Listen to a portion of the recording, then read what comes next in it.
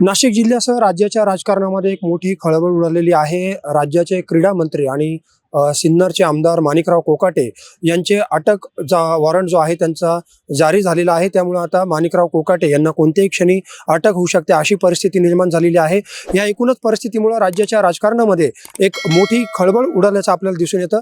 खरं म्हणजे सांगायचं झालं तर माणिकराव कोकाटे यांची सुरुवातीपासूनच असलेली वादग्रस्त वक्तव्य आणि सभागृहामध्ये रमी खेळताना त्यांचा जो काही व्हिडिओ समोर आलेला होता, त्यानंतर कोकाटेंना आपल्या मंत्रिपदाचा राजीनामाही द्यावा लागला होता.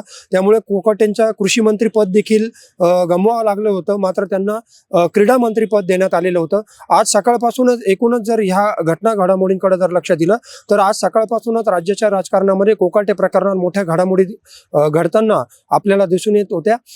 उपमुख्यमंत्री अजित पवार यांनी मुख्यमंत्री देवेंद्र फडणवीस यांची या संदर्भामध्ये भेट घेतलेली होती आणि मिळालेल्या माहितीनुसार मुख्यमंत्री फडणवीस यांनी या कोकाटेंसंदर्भातला जो निर्णय आहे तो अजित पवार यांच्याकडे सोपवलेला होता. त्यामुळे आता अजित पवार कोकाटेंच्या संदर्भामध्ये काय निर्णय घेतात याकडे आता सर्वांचंच लक्ष लागलेलं आहे. खरं म्हणजे हे जे प्रकरण आहे ते 31 वर्षापूर्वीचं हे प्रकरण आहे. मुख्यमंत्री कोट्यातून ज्या काही सदनिका 10% कोट्यातून ज्या काही सदनिका वाटप केल्या जात होत्या, अल्प उत्पन्न गटातील लोकांना ज्या सदनिका दिल्या जातात, तर या प्रकरणामध्ये माणिकराव कोकाटे आणि त्यांचे बंधू जे आहेत विजय कोकाटे यांनी खोटी कागदपत्र सादर करत शासनाची फसवणूक केल्याचं या प्रकरणामध्ये समोर आलेलं आहे. खरं म्हणजे 1994 साली अशा पद्धतीची कागदपत्र सादर करत कोकाटे बंधूंनी नाशिकच्या कॉलेज रोड परिसरामधले जो येवलेकर जो मळा आहे या परिसरामधले 2 सदनिका ज्या आहेत त्या लाटलेल्या होत्या असं या प्रकरणावरून समोर येत आहे. आणि या प्रकरणी तत्कालीन माजी मंत्री जे आहेत तुकाराम दिघोळे यांनी ही तक्रार दाखल केलेली होती आणि 1997 साली उपजिल्हाधिकारी जे आहेत त्यांनी सरकारवाडा पोलीस ठाण्यामध्ये तक्रार दाखल केली आणि 30 वर्षानंतर या प्रकरणाचा निकाल लागलेला आहे. आणि यामध्ये माणिकराव कोकाटेंसह त्यांचे जे काही बंधू आहेत, त्यांचे साथीदार आहेत, यांना 2 वर्षाचा कारावास आणि 50,000 रुपयाचा दंड ठोठावण्यात आलेला आहे. आणि ज्यावेळेस ही शिक्षा ठोठावण्यात आली त्यानंतर खरं म्हणजे मोठ्या प्रमाणावर खळबळ उडालेली आहे. आता कोकाटेंसमोर काय पर्याय असतील याकडे आता सर्वांचं लक्ष लागलेलं आहे. परंतु आपल्याकडे जी नुकतीच माहिती आलेली आहे, कोकाटे जे आहेत ते मुंबईच्या लीलावती रुग्णालयामध्ये दाखल झाल्याचं समजतंय. परंतु काही जण म्हणतायत की कोकाटे यांनी मंत्रिमंडळ बैठकीला हजेरी लावली, त्यानंतर ते मुख्यमंत्री आणि उपमुख्यमंत्र्यांना देखील भेटल्याचं बोललं जातंय. परंतु अजित पवार यांनी या प्रकरणाच्या संदर्भात मुख्यमंत्री देवेंद्र फडणवीस यांच्याशी चर्चा केली आणि या प्रकरणासंदर्भातला जो काही सर्वस्वी निर्णय आहे तो मुख्यमंत्र्यांनी उपमुख्यमंत्री अजित पवार यांच्यावर सोपवलेला आहे.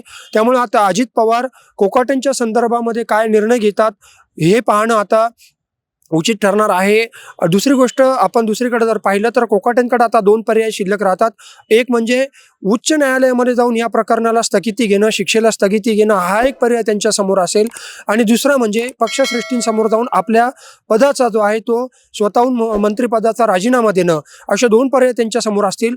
महानगरपालिकेच्या तोंडावरच हा निर्णय आल्यामुळे कुठेतरी पक्षावर नामुष्की आल्याचं देखील बोललं जात आहे.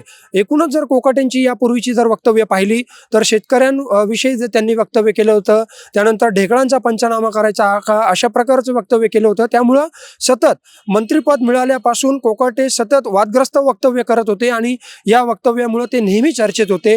ढेकळांचा पंचनामा करणं असो किंवा शेतकऱ्यांना कर्जमाफी देण्याच्या मुद्द्यावर त्यांचं वक्तव्य असो किंवा नुकताच त्यांचा जो सभागृहातला जो रमी खेळतानाचा जो व्हिडिओ होता तो समोर आलेला होता. त्यामुळे कोकाटे कुठेतरी नेहमीच वादग्रस्त ठरत होते आणि आता सदनिका प्रकरणी शासनाची फसवणूक केल्याचं देखील त्यांच्या या एकूणच प्रकरणावरून समोर येत आहे. ज्या पद्धतीनं नाशिक सत्र न्यायालयानं जो निर्णय दिलेला आहे तो निर्णय आता उच्च न्यायालय कायम ठेवतं का? उच्च न्यायालयाकडून माणिकराव कोकाटेंच्या शिक्षेला स्थगिती दिली जाते का? त्यांना दिलासा मिळतो का?